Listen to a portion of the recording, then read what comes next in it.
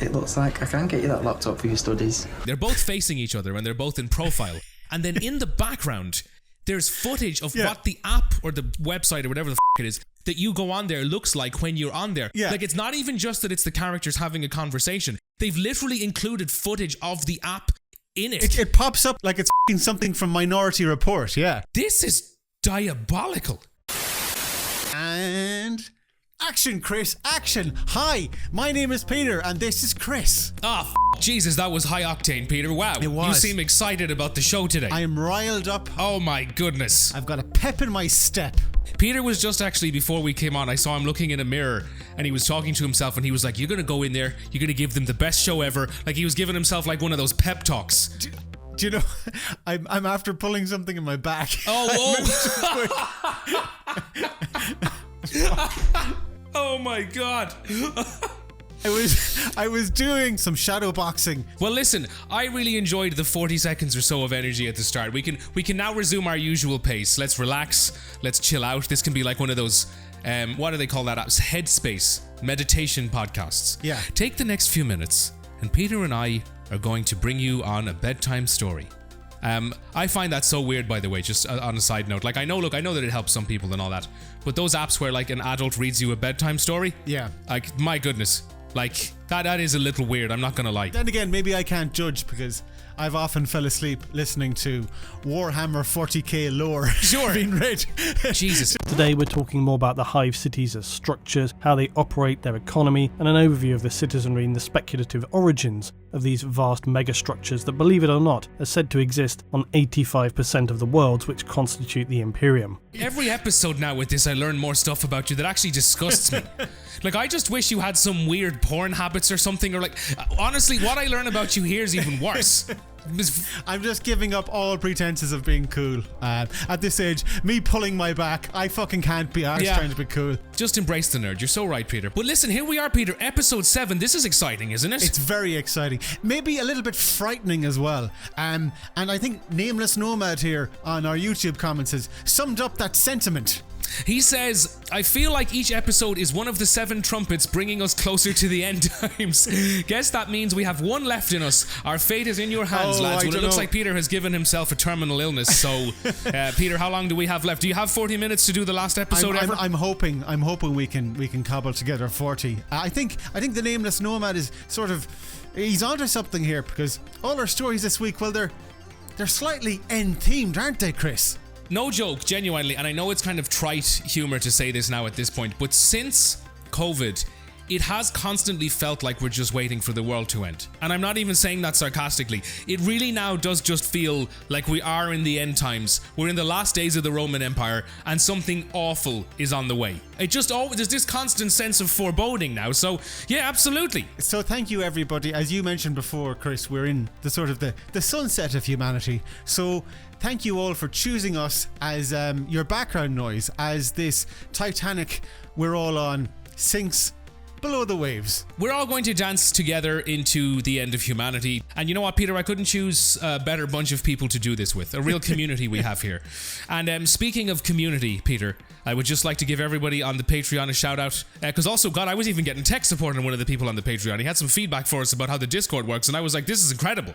Giving us fucking real high-level nerd shit that we should be doing. And I'm like, all right, cool. I bet that person listens to 40k lore as well. He does, I'd imagine, Peter. I just have a hunch that he does, yes. But listen, patreon.com/epic news. And Peter, there is a reason that I am shamelessly inserting advertising into the middle of what was an otherwise very coherent and unrelated to advertising conversation. And I think it is our first story today. Yes. Welcome to hell, everybody. Or maybe it's just the future we all have to embrace. This week we peered into TV advertising's crystal ball, and the outlook is bizarre. Ads aren't just ads anymore. They're the main event. It's terrible how much we have to quote this film when we're discussing these stories, but I remember one of the real tropes in the film Idiocracy was the fact that advertising would be constant and like embedded into everything that you watched, and that it would be like on the side of the screen at all times.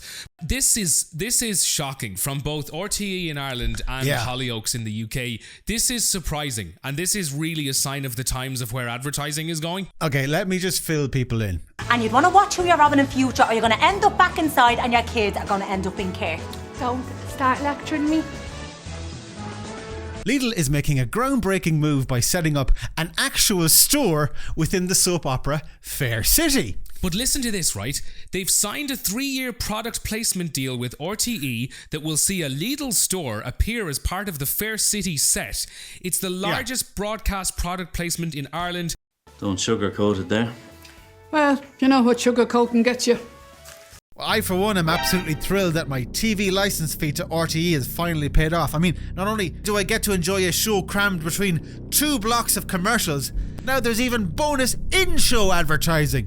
I mean, at this rate, I just hope they fucking streamline the entire process, skip the show entirely and just treat us to a non-stop loop of ads. Holy fuck. And it's not just the occasional prop in the background, everybody. The characters are actually going to interact with the store and its staff, and it includes key store features, no joke, such as the deposit return machine and off. an in-store bakery that will once again seamlessly be interwoven into plot lines. So the thing, the fucking thing that I'm supposed to bring my bottles back to is going to be featured in this show as a plotline. It's going to be crowbarred in somehow. Oh my God. And the fucking bakery, like, will Brenda or whoever find her true love or just the perfect loaf of bread? Tune in next week to find out. Well...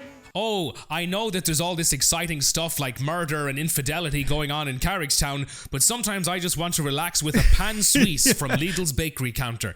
Like, what the fuck? Do you remember in Glen Road there was that famous scene when Miley and was it Fidelma? Fidelma, they had a roll in the hay, so to speak, Peter. Quite literally a roll in the hay. Ooh, Miley has Chickens everywhere. I think everyone has chickens. I bet you have chickens.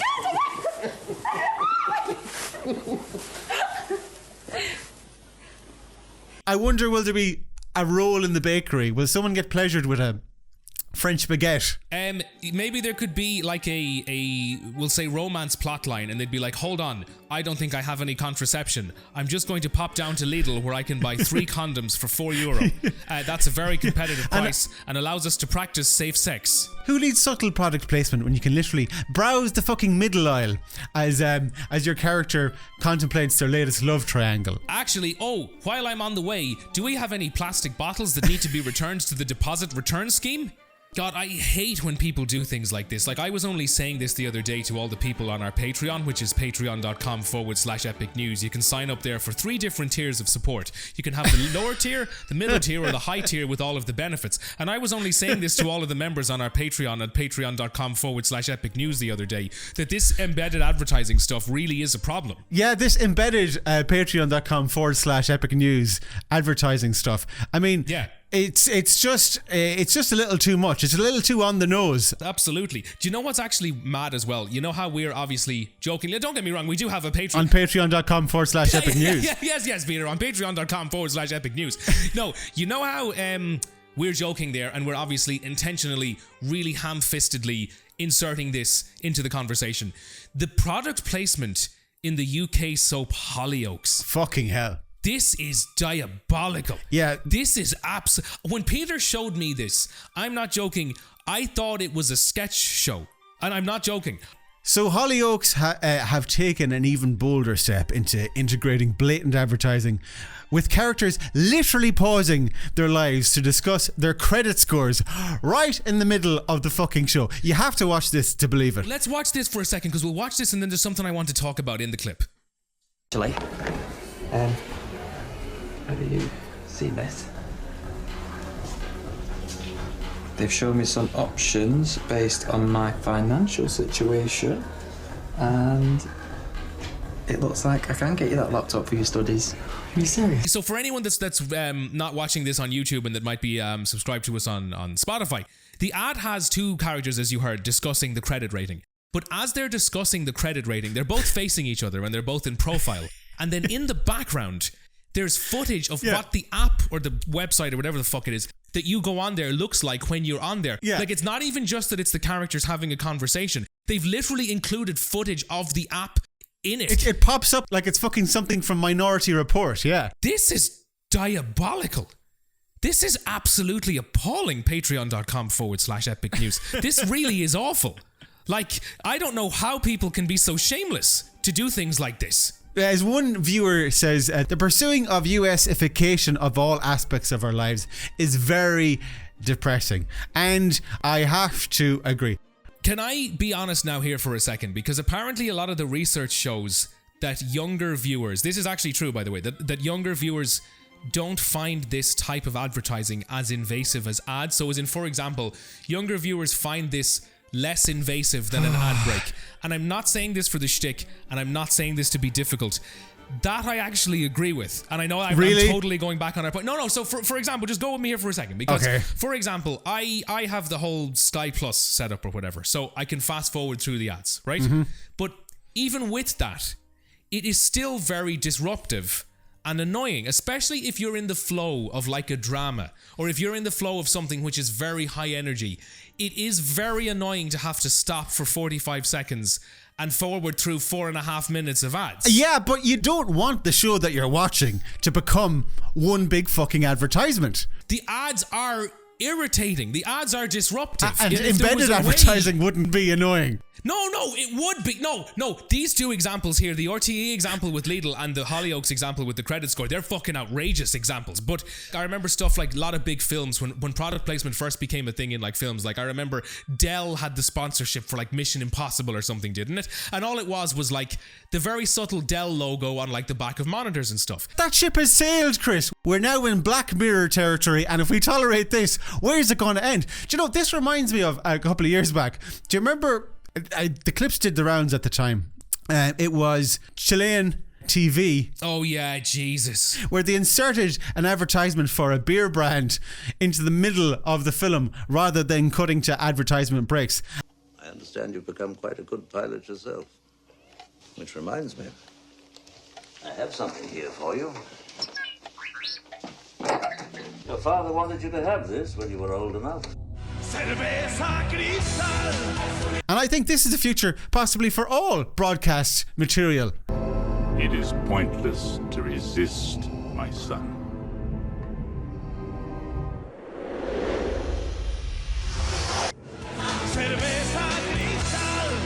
In fact, broadcasting experts predict this is the future of advertising in TV of all forms, because traditional advertising methods are increasingly failing on Generation Z. And Generation Z are more conditioned to the likes of influencers. Just more, influencers artificially being like, this, I got my fucking honey that I'm putting on my toast from whatever local honey. But yeah, sure. Of course, it's much more expected almost from them of how they consume their media, sure. Which is actually a point that's also been made on our private Discord server, which is available to premium members on patreon.com/epic news, which is a point that has been made, Peter, don't get me wrong. But seriously, can you imagine if they started incorporating it into news next? Sure, yeah, there's this really harrowing fucking story, like...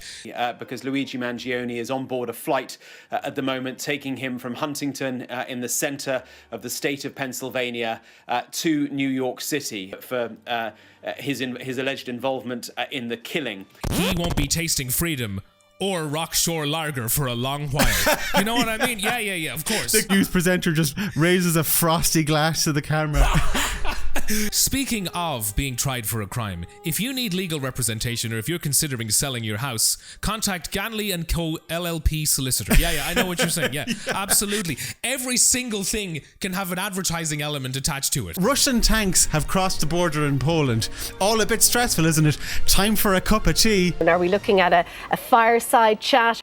Much as we were being hard on Zoomers just there about product placement, there is actually one group of like, I don't even think you can call these kids Zoomers because they're like teens. I think, is it now Generation Alpha? Generation Alpha.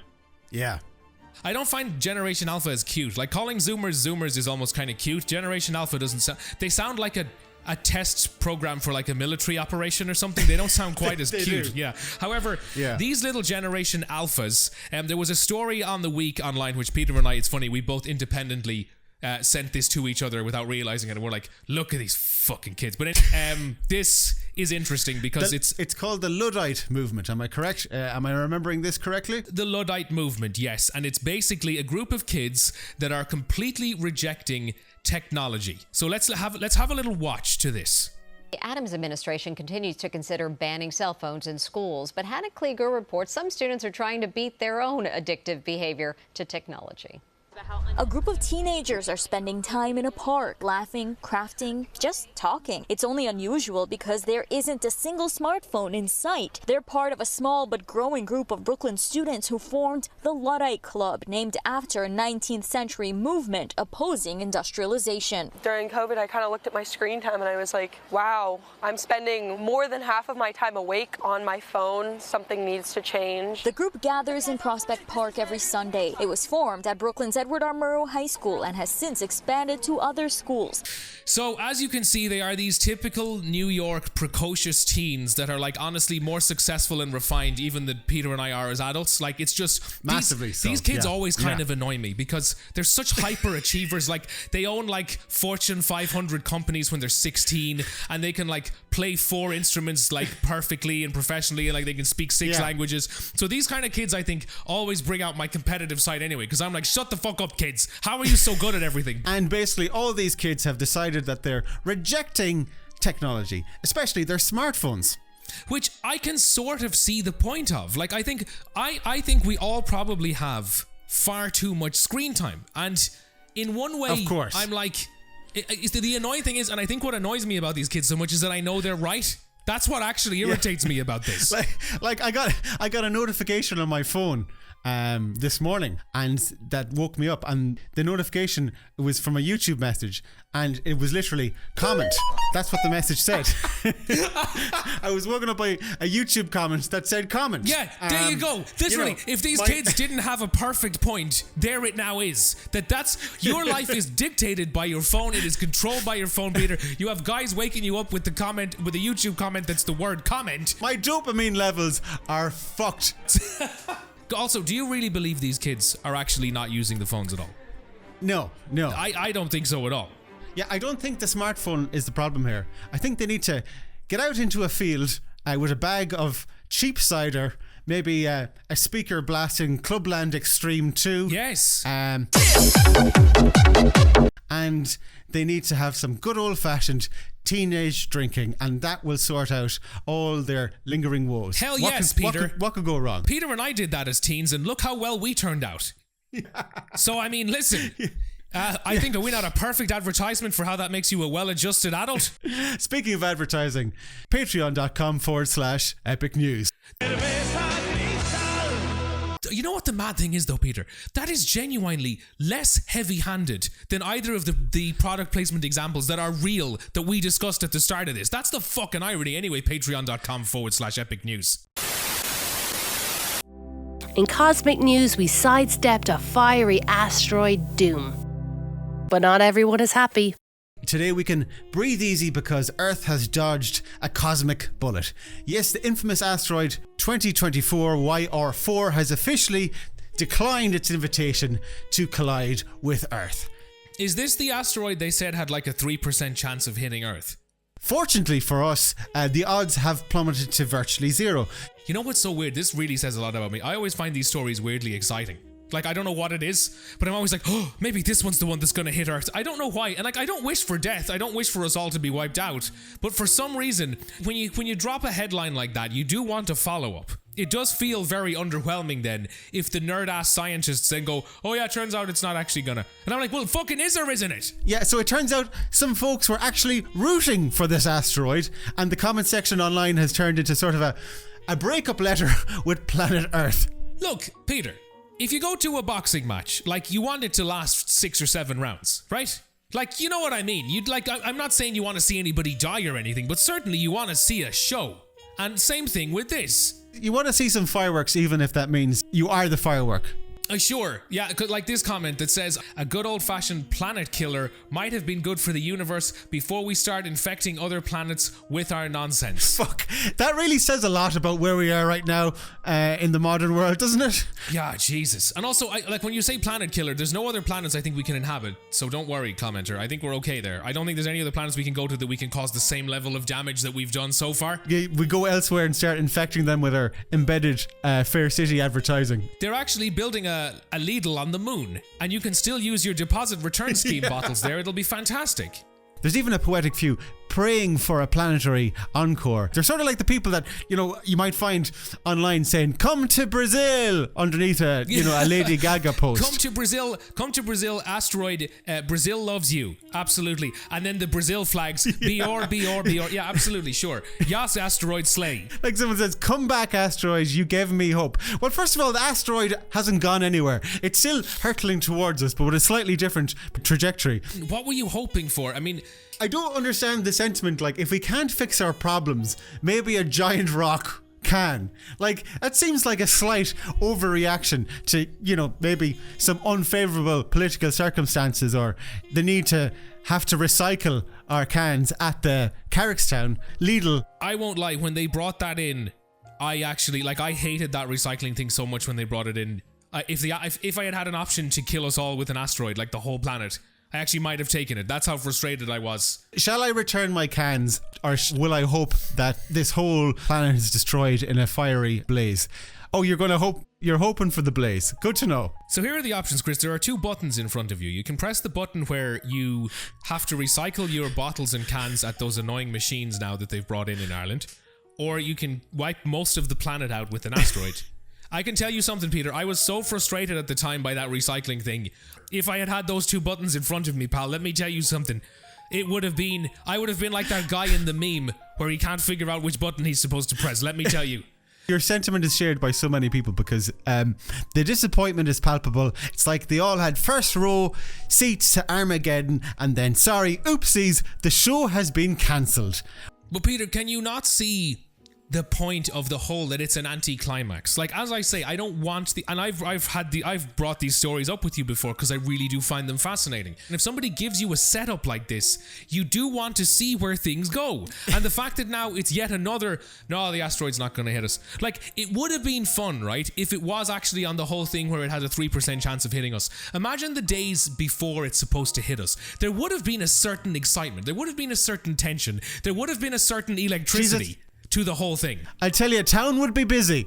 Wouldn't it though? But imagine. It'd be like St. Stephen's night and New Year's rolled into one. It would be fun. The pints would be flowing. The crack would be mighty. The world would be ending. Yes. I know this is irresponsible, and I know you think I'm being facetious here, but I'm not. You know how, like, as in, people go to those haunted, like, house experiences around Halloween, and people watch scary films, and people do things like skydiving. It's because you want to be exposed to a certain level of drama, certain level of risk, but you want it to still be relatively safe and all of that kind of stuff. And I feel a 3% chance of a world-ending asteroid hitting us would have been genuinely fun for the whole planet. I honestly think we all would have enjoyed it, and I am a little disappointed. These people aren't phrasing it well, but I can see where they're coming from. Tom says, I am strangely devastated by this news, and I don't know why. Well, I don't know why either. Maybe you've got a lot of stuff going on, but look, I will say this. Don't be too disappointed. Chin up. There's always a new, fresh extinction level event around the corner these days. Being realistic. Yeah. I see Ebola might be on the way and stuff, and there might be another COVID. Don't get me wrong, pal. There's lots to look forward to. Don't worry. Keep those fingers crossed. There's no real need anyway, by the way, to be financially prudent anymore. So if you've a few extra euro every month, you should consider subscribing to patreon.com/epic. Meanwhile, in the chaotic circus that is TikTok, Kieran Culkin has unwishedly become the internet's latest chew toy. Peter, you watched Succession, didn't you? I did. It was brilliant. I feel I kind of got a Succession withdrawal. Like, every now and then I really do wish there was a show like Succession. Yeah. Because, like, sometimes when I get a withdrawal for good TV, I either just watch The Wire or The Sopranos again. But I don't feel Succession has the same rewatch value. I don't know why. Even though I think it's, like, probably one of the best shows, like, I've ever seen, ever. I really do... Succession makes me nostalgic for a time where I hadn't watched all of Succession. You know what I mean? But anyway. Yeah. Kieran Culkin, of course, is Roman from Succession. However, he is also a very talented actor in his own right, Peter. Not just for being Roman from Succession. He won he won an Oscar, of course. I have to thank my wife, Jazz, for absolutely everything, for giving me my favorite people in the world. Please don't play the music, because I want to tell a really quick story about Jazz. About a year ago, I was on a stage like this, and I very stupidly, publicly said that I want a third kid from her, because she said if I won the award, she would give me the kid. It turns out she said that because she didn't think I was going to win. Kieran delivered a charming acceptance speech, and he joked about wanting to have more kids with his wife. Typical heartwarming stuff. But hold on, because TikTok has decided otherwise. Yes. If you want to know how a man really feels about you, watch what he does when he gets everything he's ever wanted. These TikTok people have decided the speech was a dark ritual of humiliation towards women. He used his Oscar acceptance speech to basically let his wife know that she owes him yet another child because he has received an award.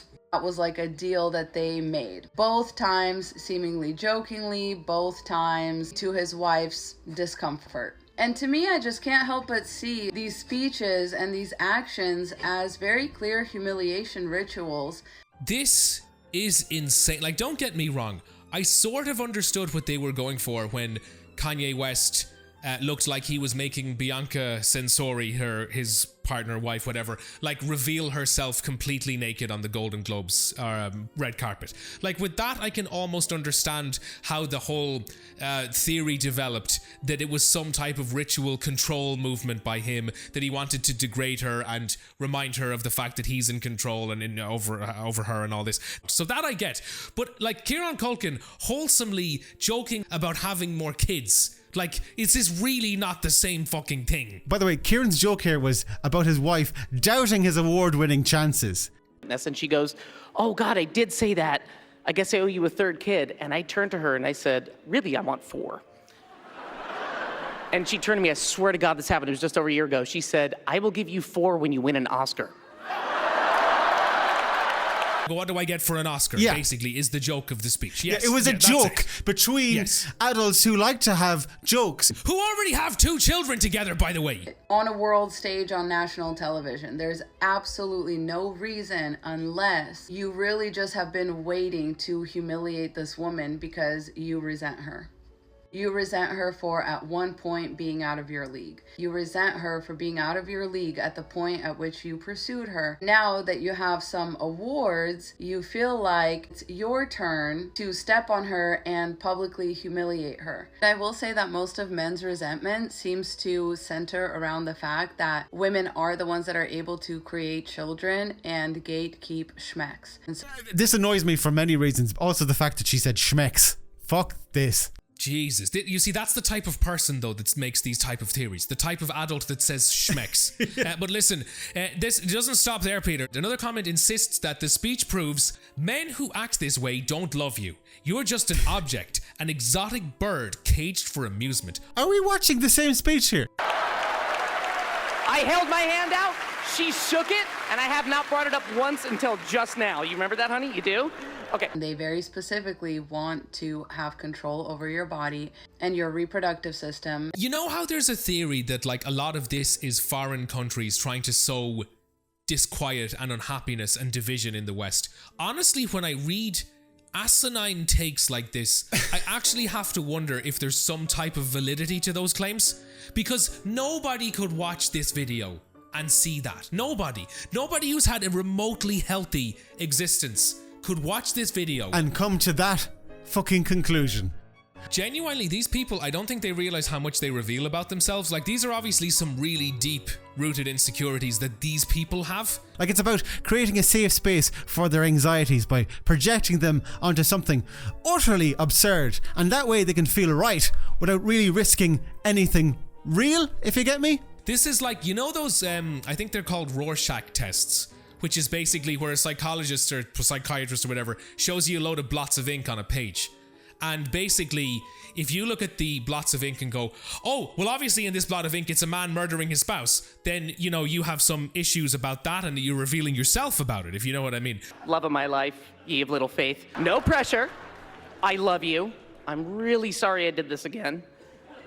And let's get cracking on those kids. What do you say? I love you. I love you, Sisu and Booba. I love you, 52. If you watch this and you go, oh, that's Kieran Culkin controlling his wife, it reveals that, what's that diagnosis? It's called, what's that?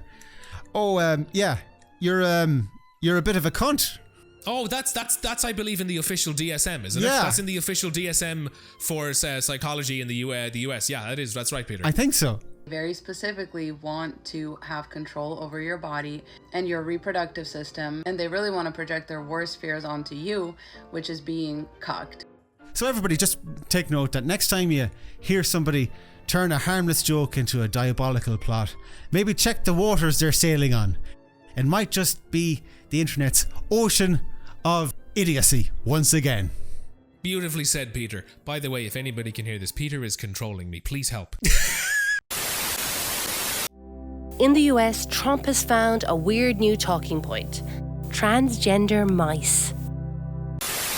And now for a story straight out of a sci-fi novel. It's about Trump, a speech, and some very misunderstood mice. Just to fill everybody in on what we're talking about here, there is a clip of Trump that has gone viral. It has like 250,000 likes. It's Trump doing like a State of the Union or something, where basically, as you may know, Trump has, in his first few days in office, he has cut funding to loads of things. He has aggressively slashed loads of budgets for things which he might perceive as not being good value for money, so to speak. In their push for government efficiency, he has gotten rid of certain departments and he's gotten rid of certain programs, like USAID, things like that. And he was then listing some of the things which he feels were the biggest waste of money.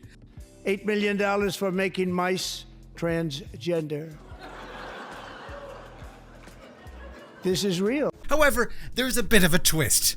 You see, many people engaged in similar research have stated that Trump confused the word transgender with transgenic, which, if true, means the funding was actually for transgenic studies, where scientists introduce human disease cells. Sorry, I'm laughing, but this is just so ridiculous. Sure. Where scientists introduce human disease cells into mice to study potential cures aimed at tackling devastating diseases. And look, we'll let you make up your own mind about which side is correct here, but we just find it fucking hilarious that some angry patriots have jumped straight to declaring war on this new perceived enemy that they didn't realize existed 5 minutes ago. 8 million to make mice transgender. Is this real life? One commenter writes, "Lefty lab-grown transgender mice. This is why I'll never give up my guns. Well, semper fi, brother." $8 million on lab-growing transgender mice probably would be a waste of money, right? I agree with you. But even if that was a real thing, I don't see why that would, make you less likely to give up your guns. I don't know what physical threat you think these transgender mice are going to pose to you. In your mind, has this translated to some sort of lab-grown super soldier transgender mice that are coming to get you and your family? The lab-grown transgender mice is like running around. He's 8 feet. He has an enormous penis. He's got a huge helmet on, and he is causing havoc. And this commenter obviously needs his guns. And someone else agrees with him and says, "Absolutely right. It's getting too strange out there, and we need to stand our ground and protect our families at all costs." Who are you shooting here? You're going to get your AR-15 and open fire on the transgender mice that are encroaching on your property, is it? He's imagining in his nice suburban neighborhood, he has his Ford F-100 or whatever that big Ford pickup truck is outside in his driveway. Yeah. And he sees this gang of 6 marauding transgender mice with their big slobbering genitals bounding up his street. Standing proud at about, 2 inches tall with their heads held high. Who the fuck are they to impose their existence on my once peaceful neighborhood? And he looks out and he says, "Not today, transgender mice." Should I put the cat outside? No. AR-15 all the way. And then he bursts out and he just sprays them all, protecting his family nobly. I agree with this man, Peter. I've actually talked myself into agreeing with this man. He's cool. There's a lot in common here between the people that are outraged about the transgender mice and the people that are outraged about the homosexual bats in England. There is probably quite a crossover in the Venn diagram, Peter, yes, of people who in our previous episodes were outraged by the idea that there might be homosexual bats, which, by the way, also wasn't in the article. There was an article about researching, reviving, I believe it was, a certain bat population, and then a commenter out of nowhere says, "Do you know bats are gay? A lot of bats are gay now, just so you're aware." And the reason they're extinct is that homosexualize themselves. Just so you're aware now. Into extinction level, population levels. Those bats would be friends of Dorothy, if you catch my drift, Peter. If you'd be familiar with that reference, Peter. The gay bats are fucking doing the air support for them. This really is a war. This is why I'm keeping my guns, Peter. So do you think there's going to be a transatlantic sort of coalition of the willing here? You know, the people coming together to fight the transgender mice and the gay bats. Well, Peter, I'd hope it wouldn't be a transatlantic ocean. What's wrong with a normal cisgendered Atlantic Ocean? Pew, pew, pew, pew. Did you know? Or to copy the guy here with his AR-15. Wow. Oh God, I just saw this one. We'll give the last word to Walter here, who says, "It's no shock that people who say the transgender mice story isn't true now are the ones who do not believe chemicals in our water have made frogs queer." Oh, jeez. Do you know, after reading these comments, maybe the people cheering for the asteroid were correct after all. And now it's that time of the week again. Roll up for the Epic News Community Check-In. Yes, it's time for the Epic News Community Roundup. Or hold on, is it community roundup or community check-in? What do we decide? I feel roundup feels like we're almost herding them like animals. Yeah. That feels a little agricultural for me, Peter. Yeah. I would prefer check-in. Check-in is very Gen Z. Hey, I'm just doing a vibe check with the community, Peter. Yeah. So I want to go with, actually, Peter, I want to go with vibe check, okay? Yeah, okay. It's the Epic News commenter vibe check. To kick us off, Pam2587 says, Chris, can I just say my favourite Pam? I didn't like 2586 and I didn't have much time for Pam 2588, but 2587, just the right level of Pam for me. That really was the sweet spot, all right. There was a period of Pam around the 1400s and 1500s, which I also hated, Peter. So you're dead right. Pam has really hit a stride now in her 2587th iteration. I feel was when she really nailed it. However, she says, Chris with the Jedward expose of the century. Listen, I felt that people needed to know that story about Jedward, and I'm glad I told it, and I'm glad I spoke my truth, Pam. Okay? Yeah, that's where we were. You've blown a lot of minds. It does seem like I blew a few minds. All right. Well, listen, from blowing minds to people telling me to be quiet, Bubbly Banjax says, careful there, Chris, with this fucking if we do manage to get to 10 episodes shite. This is quality journalism. The Irish ability to openly take the piss when it comes to the world is a fucking gift. Well, go on, Bubbly Banjax. This is Bubbly Banjax. Absolutely. This is the Al Pacino speech of encouragement that we need right now to power through. He continues, you're on a roll right now doing the country proud as far as I'm concerned. Well, you've left that open to suggest that some people... Yeah, Peter, I was actually leaving that because I was like, let's not be too effusive. We are Irish after all. We're supposed to have a certain level of self-awareness. And Peter reads the rest of it. You're on a roll right now, doing the country proud as far as I'm concerned. Shut up, Peter. But I was trying to be cool. I was trying to be less is more about it. No, Jesus. But to me that suggests that there are people who believe we are not doing the country proud as far as they are concerned. True.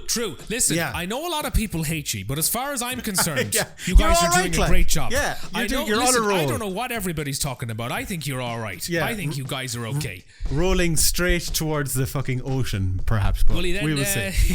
He then finishes with, ye are over the halfway point to 10 episodes now, and I fucking believe in ye. Well, that is it's so funny. I know we said this is a joke at the second or third episode, but it really is so funny. The relentless encouragement we're getting from people to keep going. Thank you, Bubbly Banjax, for believing in us. It's making us believe in ourselves. Comments like this certainly help.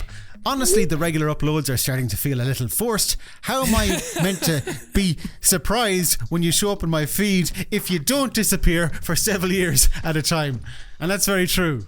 You know, I actually can kind of get that. It's sort of like the whole women like a bad boy, but then once they tame him, they don't like him anymore. As in, I feel that part of what things turn out here liked about us was the danger. It was the mystery, Peter. It was the surprise. It was the tension. Now that we're here and we're just regularly around all the time. They're showing up every week now, banging on about transgender rats and fucking homosexual bats. Sure. I mean, the We've magic. taken away the mystery. Yeah, the magic has diminished somewhat. But look, thank you at Things Turn Out. We also have John Marshall here, and John Marshall says, can't wait to see what branch of the nerd community you accidentally offend this week. I've actually been trying really hard not to, because I've noticed, like, I seem to, and it genuinely isn't shtick and it's no type of engagement farming or anything, but I do seem to inadvertently sometimes say something like that's like to a fandom is really offensive without realizing it. Like, I'll say something that I don't realize is really offensive if you like Star Trek or Star Wars or whatever the fuck. And I'm actually making a conscious effort to be more understanding, Peter, of those fandoms, except Warhammer or whatever that thing was you mentioned at the start of the show. That's ridiculous. And Look, if you like that, you're an idiot. It'll get its claws into you yet, Chris. It'll get its power claws, in fact, into you yet. Is Warhammer that like board game thing that I see people playing, where like you buy the little figurine, and what is it based on? Yeah, well, you see, there's two versions. There's the fantasy one, and then there's the Warhammer 40k, which is set. The one where they're like in space or whatever. It's set in the deep, dark future. Yeah.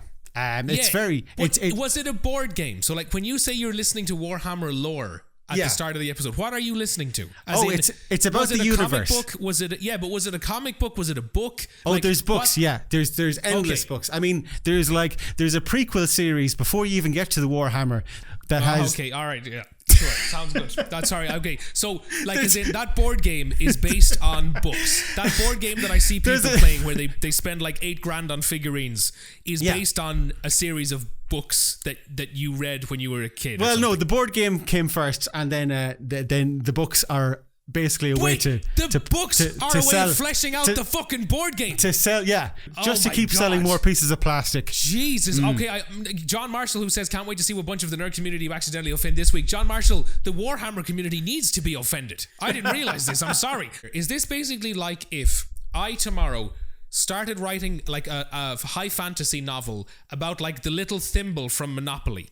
And I was like, the little thimble from Monopoly actually lives in like the moon, and he hates the dog from Monopoly, and he also hates the hat from Monopoly. Is that basically what this is? Yeah, if you take that and then you just add maybe layers and layers and layers of bloodshed, it would be somewhere in that sphere, all right. But yeah.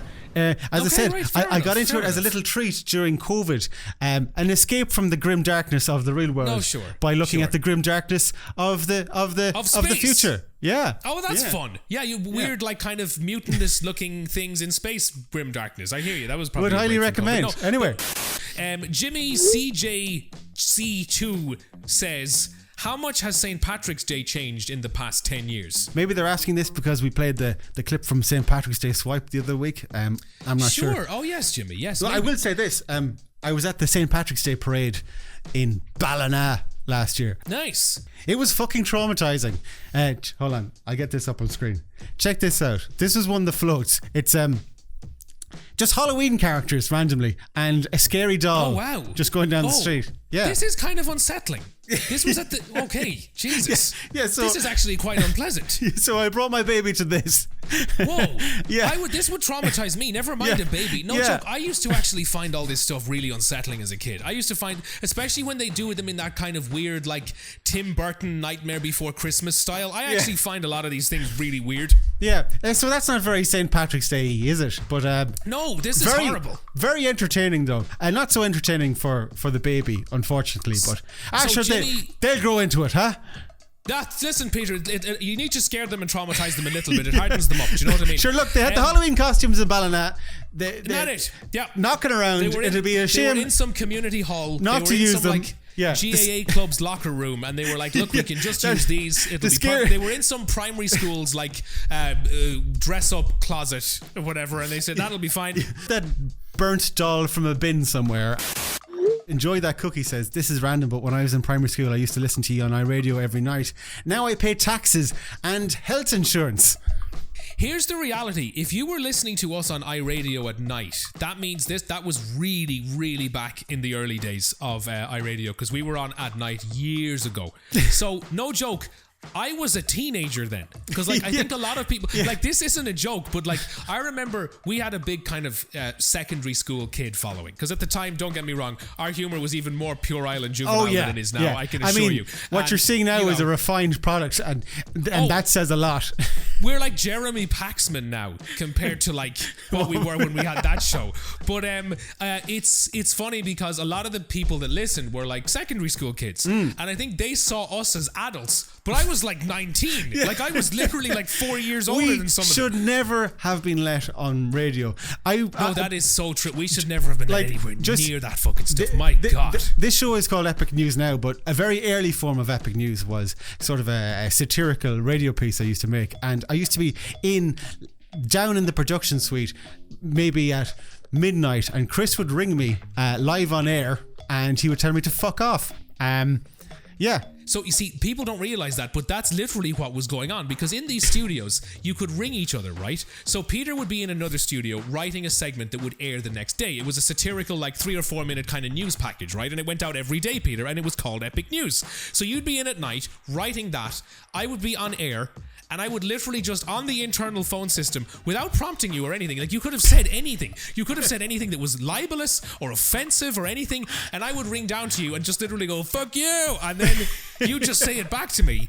And that was what we were doing. And this was going out on this was being broadcast on This FM was being radio. broadcast to all the west of Ireland. on proper FM radio, like not some weird college radio station, like a licensed commercial radio station. But we never got any complaints because our bosses weren't listening. It was kids that enjoyed it. No, the bosses were not listening at they weren't fucking listening at midnight. Kids. Yeah, exactly. So it was. I don't think the bosses knew my name at the time.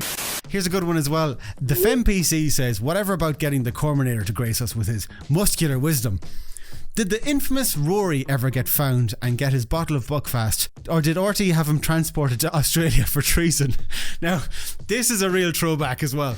I think we could have found Rory. No, I can tell you what happened with this. By the way, this is in reference to a video we did about the Late Late Toy Show about 10 years ago. And there was this kid called Rory, and he caused all sorts of chaos. Smack my bitch up! You're playing a blinder there, Rory. Okay, Rory's doing well so far. Rory's doing very good. Yeah, he has an open space. Could you do a little circle? Little circle. Little circle around. Could he fuck? It's straightforward. Okay, well, Rory's not entertaining any circles today. Where's the audience? Still there. There's Rory. Just not budging. Some say that Rory is still there. Yeah, he never left as far as I'm aware. If you watch the latest toy show, you can see a fully grown man sitting on a broken car that can no longer sustain his body weight. He's still wearing that same little jacket. Could we negotiate, Rory? And we had a bit of a joke campaign to try and track him down because we figured he was turning 18 that year and we were going to buy him a bottle of Buckfast. Well, you can't remember this, Chris, but we actually did buy that bottle of Buckfast. And we did track him down eventually. He contacted me. We were meant to send it off, but then we moved studios. And then one night, somebody drank the bottle of Buckfast. I'm not saying that it was me who drank the Buckfast, Rory, but just hypothetically, if it was me who drank the bottle of Buckfast, then if you do get in contact, I will gladly finally send it out to you. That's I got so you. disappointing, Peter. That I got you, Rory. You would drink Rory's bottle of Buckfast. It really is. But listen, speaking of bottled chaos, let's finish with this. It's from Sexy John Donlan 2. I love how there was a Sexy John Donlan 1 on YouTube that he obviously just couldn't nail Sexy John Donlan. He had to go for Sexy John Donlan 2. There's obviously already a damn Sexy John Donlan out there. Blast it. Fuck. Gonna have to go for Sexy John Donlan 2. Those anyway, John Donlans are notoriously sexy, Chris. They are a sexy group of people. But anyway, Sexy John Donlan 2 says, comment. Oh, this is the fucking message. This is the one that woke me up. I've been saying that for years, Sexy John Donlan 2. I'm with you, buddy. I've been saying that for years and nobody's been listening. This is the message that woke me up. I was fucking put some new settings on my phone and I was getting all the YouTube comments this morning. So you're saying that you woke up to Sexy John Donlan saying comment. I woke up to the caressing whispers of Sexy John Donlan 2, in which this case transpired to just be comment. Because it's sexy John Donlan too, how do we imagine he said comment? Like, as you say, did he say it seductively? Did he whisper it? Or did he say, like, comment? Was it like that? Like, was it very blunt and staccato and formal? Or was it like a more lascivious, like, comment, Peter? I know what you're saying. But anyway, I guess we'll never know. Thank you for your contribution. It's much appreciated. And by the way, if you'd like to get involved, patreon.com/epic news. We might have mentioned it once or twice already in this episode, but there you go. Is that patreon.com/epic news? And look, before the world does end, let's kick it over to good old Uncle Gabatron. Do we have to? I'm getting very, very tired of this. Go on. This week, we've learned Peter is officially done being both cool and able to stand upright. Chris would honestly prefer if Peter had a weird porn habit over his deeply unsettling Warhammer 40k before bed routine.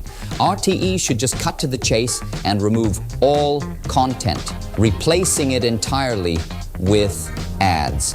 The Carrickstown Lidl may soon be host to some truly unforgettable French baguette action. Hollyoaks has now gone full Minority Report, so prepare for pre-crimes in Chester. If you enjoy the taste of Rockshore Lager, you probably shouldn't take up murder as a hobby. A nice cup of tea remains more effective against Russian tanks than Trump strategies. Team Asteroid is sad for now, but with a bit of luck, another extinction event will be along soon enough. Sometimes you just want to danger wank the entire planet. No judgment here. Town would be absolutely electric the night before it gets obliterated in a fireball. Kieran Culkin conspiracies are for people who can't handle the real conspiracies like the rest of us. Try your best not to be officially diagnosed with the psychology term known as CUNT. The transgender mice might be working with the gay bats, so obviously the only logical response is never giving up your guns or something. And finally, Peter and Chris still haven't matured since telling each other to fuck off live on the radio to the entirety of the west of Ireland. However, the real shame is neither of them ever actually did fuck off. Peter, I've changed my mind. I think I'm going to join you on some Buckfast. Yeah.